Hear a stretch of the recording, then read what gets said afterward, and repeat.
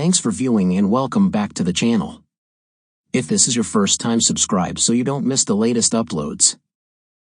Now let's get started. 7 years prior, on the day of a cataclysmic disaster known as the Dungeon Break, the world was enveloped in terror. In an instant, countless lives were lost, including the MC's parents, leaving him with nothing. The young Sunjun, our MC, bathed in tears and blood, made a solemn vow. He swore to himself that he would become a hunter to shred the monstrous beings that took everything from him. Into the present, 7 years have passed. Our MC Sunjun found himself expelled from the Hunter Training Center. He sits on a bench replaying the hurtful words of the coach, who coldly tells him not to come back and his presence was no longer required. Bewildered, RMC challenged the sudden dismissal, to which his coach explained the harsh reality that usually those who had awakened their abilities completed training within a few months and were then unveiled as hunters. But 7 long years had passed for Sunjun. His coach didn't mince words. Sunjun's talents were negligible and his continued presence risked the center's reputation. His failures were a constant topic of conversation among other training centers. This memory fanned the flames of Sunjun's frustration as he agonized over why, despite 7 years of grueling training, his abilities hadn't improved. In the midst of his self-reproach, Sunjun overheard a child's innocent recounting of her father's heroic death, a casualty of the monstrous invasion. The child's mother asked what she would do if faced with adversity later in life, and the child's simple, inspiring response was she would be strong and never give up. Her words struck our MC as he thanked the mother and child for his renewed vigor. He left them perplexed and hurried back to the training facility, his newfound resolution driving him. Arriving at the training center in the midst of a downpour of rain, he banged on the door, and his instructor, clearly agitated, asked him to leave. Sunjun pleaded with his coach for another chance to take the hunter exam, refusing to accept defeat. When the coach misinterpreted his plea, he accused Sunjun of seeking a refund for his membership fees. When Sunjun protested, the coach lost his patience and punched RMC, sending him sprawling into a pile of trash cans. The instructor yells, calling him a failure, before leaving. Sunjun, in the rain, bloodied and bruised in his own despair, wondered if he possessed any special trait or talent. Suddenly a tear slipped from his cheek, falling onto the rain-soaked ground. Instantly a virtual screen materialized, proclaiming the Tower of Trials praises your iron will. Next thing that happens is the puddle next to his feet begins to swallow him in, startling him.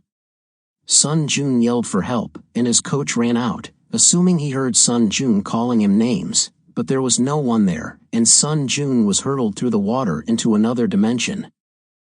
Sunjun was perplexed when a virtual screen appeared in front of him, declaring that he, along with all viable Earth candidates, had been chosen for the Tower of Trials. An instinctive part of him urged him to take advantage of the opportunity to choose his level of difficulty, and the rewards would match the challenges he would face. As he made his choices, a thrill of excitement and dread surged through him, and in an instant, the virtual screen took him away to an alternate dimension. A voice informing him that he was about to enter the first level of the tower. It informs him that he would begin with restored stats and at full health. RMC found himself standing in a vast desert with a weapon offered by the virtual screen, his only companion. The screen informs him that the objective was clearly to survive and earn a unique trait. Sunjun pondered the strange scenario he found himself in, made him feel as if he was being rewarded for his grueling 7-year journey thus far, an insane notion that almost appeared ludicrous as Sunjun reached out to grip the sword. The ground shakes and a message flashes across the screen indicating the start of this trail. The difficulty level you ask, RMC picked? Hard. OMG. RMC. OMG. With a rumbling groan, the desert sand swirled into the shape of a giant golem. Sunjun had less than 10 minutes to survive the creature's unrelenting onslaught. In a flurry of panic, Sunjun's instinctive reaction was to flee, as the notion of death being the consequence for failing was a scary thought. This seemed to fuel his will to, you guessed it, run. Nonetheless, the enormous sandy golem's deceptive speed relentlessly pursued him. RMC quickly realized he couldn't outrun the golem for the required duration of 10 minutes. In his panic, his options were few. 1 die while attempting to run or 2 die fighting as he grappled with his dire circumstances. Haunting memories of his teammates' scornful laughter and his coach's demeaning words echoed in his mind, igniting a spark of defiance within him. Summoning the last vestiges of his courage, Sun Jun decides not to die a coward since he knew golems might be crippled if their cores were destroyed. However, reaching such a target was beyond difficult. With a plan forming, Sun Jun rushed towards a towering sand dune, utilizing his momentum to hurl himself into the air just as the golem leapt for him as he began his drop. Although achieving such a target was a tough challenge, Sun Jun sank his sword into the sandy slope to slow his descent while the golem crashed into the foot of the dune. Seizing the moment of chaos, he went for the golem's center, but the core was solid, repelling his initial hit, and the golem began to rise, forcing Sun Jun to rat for a minute. Frustration sets in and as RMC is about to launch another attack, the golem casts him. As he felt himself being drawn towards the golem's gaping jaws, his coach's taunting voice rang in his memory once more. Fury washed over him, fueling a frantic last act of defiance. Sun Jun roared as he launched his sword deep into the center heart of the golem, a holographic display bursting to life announcing his triumph over the golem, a win hard-earned as he had conquered the tutorial challenge with his sword. Sun Jun was sprawled across the sand with just over 7 minutes left, his body aching from the encounter but his heart rejoiced in survival as Pledge the virtual screen unveiled his exclusive traits as a reward. A windfall of 1,000 points was his, and to sweeten the deal he also received the fast recovery skill along with an additional 500 points. Sun Jun was still trying to wrap his head around the reality that he possessed such distinct characteristics that had taken enormous devotion to achieve the fruit of 7 long years of toil. In the past was nothing but mockery and scoffing. The virtual screen bestowed upon him the distinguishing feature of necromancy in the aftermath of the sand golem's demise. Sun Jun saw a dark cloud arise from the screen and was provided with an intriguing proposal to absorb the soul of the sand golem. Sun Jun agreed without hesitation as the dark fog crept towards him. He felt a surge of strength within him. His proficiency has now improved by 7% with the black fog seeping into him. He could sense this. He had obtained 1 spirit out of a possible 5. RMC felt newfound vitality surging through his veins, a sensation that led him to assume his stats had improved for 7 long years. Sun Jun had been stagnant, but now he could permanently improve his stats with this skill. He thought becoming an Earth Hunter was within his grasp. The virtual screen displayed a synopsis of his current unique trait. He possessed the capacity to harness the spirits of the deceased and bend them to his will, as well as the added ability to permanently boost his numbers. The screen recommended going to the waiting room. A portal appeared, and since there was no other choice, RMC stepped through, finding himself flung into another dimension while still hurting from his injuries. He quickly realized that his wounds were more serious than he'd first thought, but when he rose to his feet arriving at the waiting room, he was completely healed. He made his way to a solitary bed, pondering his chances of escaping the tower. The virtual screen appeared again, displaying 5 commands the MC could now utilize.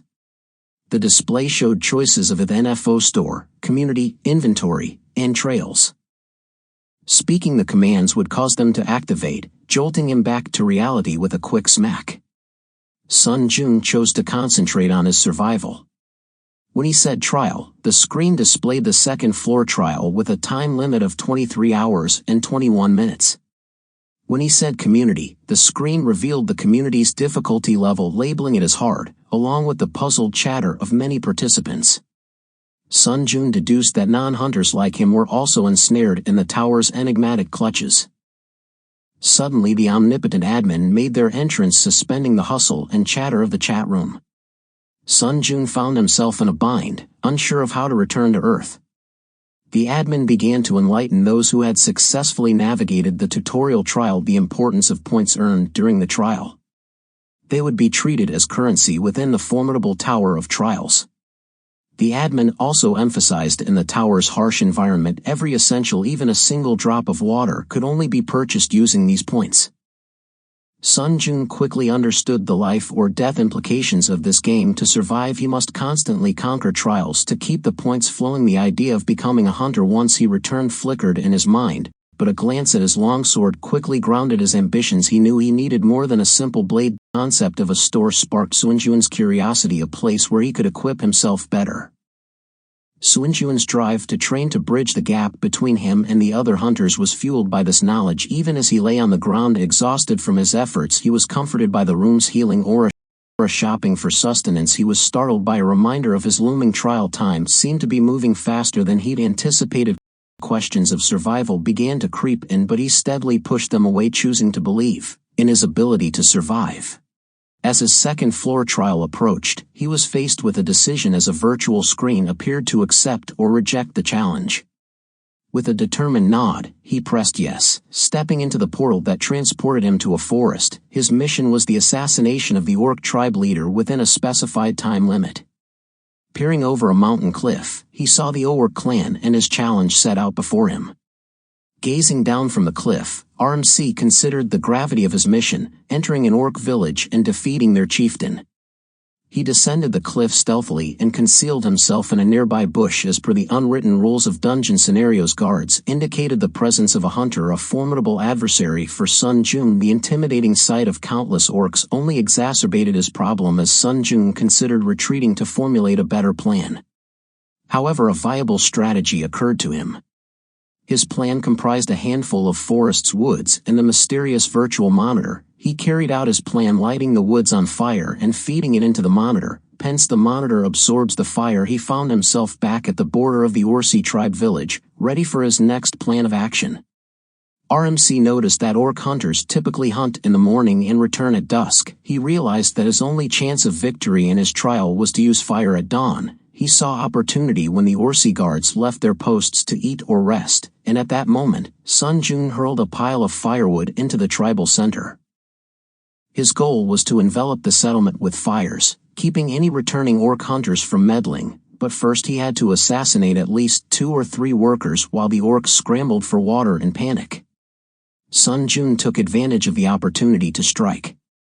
After killing his target, a dark fog burst from the orc's corpse, and Sun Jun absorbed it, feeling his proficiency increase to 9%. However, he didn't detect an orc guard moving up behind him. The orc charged. RMC narrowly blocked the assault, but the orc's might was overwhelming. Sun Jun was forced to activate his skill, which quadrupled his strength and doubled his agility, thanks to the orc's black fog. He counterattacked and defeats the guard, absorbing its power again by the black fog. This further increases RMC stats of agility and strength.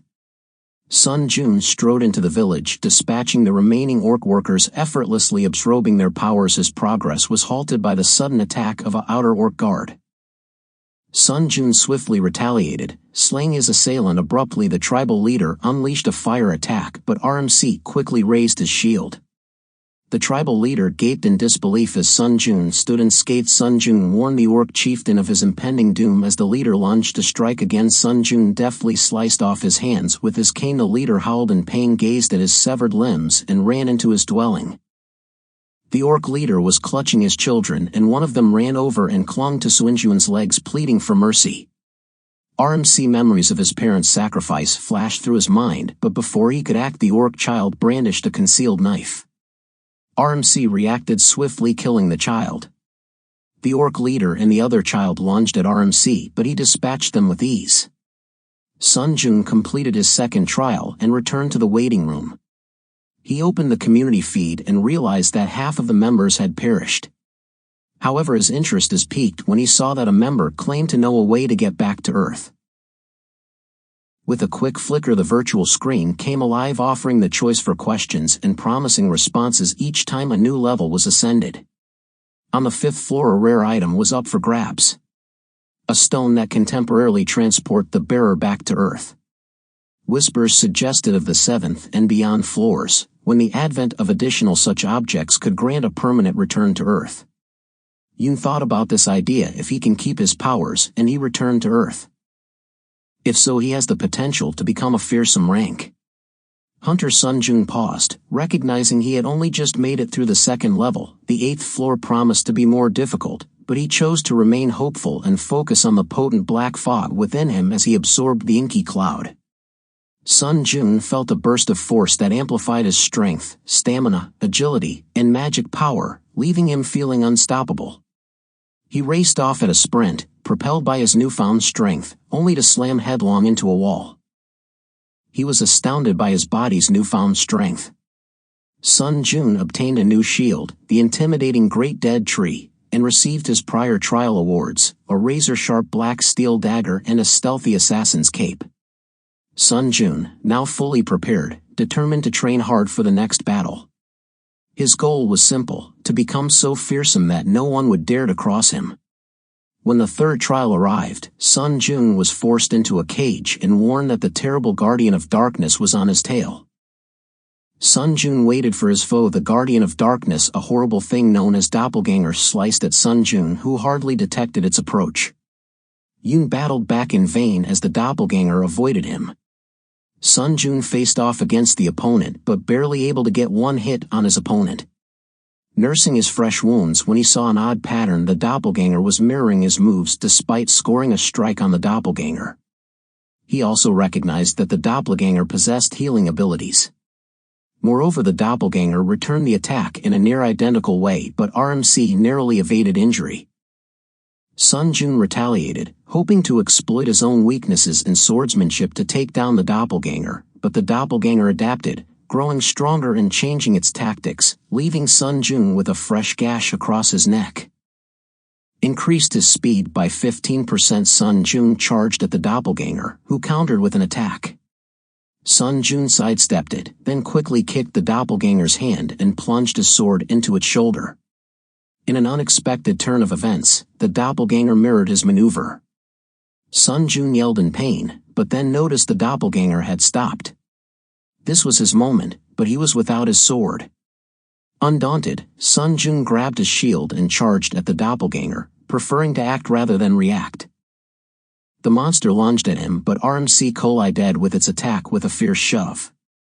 The monster falls down in the cage, balled up on the ground in defeat. With no waste of time, Sun Jun advanced on the fallen beast, brandishing his shield and decisively severing its head after dispatching the Doppelganger and advancing to the waiting room on the 4th floor. Upon entering his room, all wounds become healed.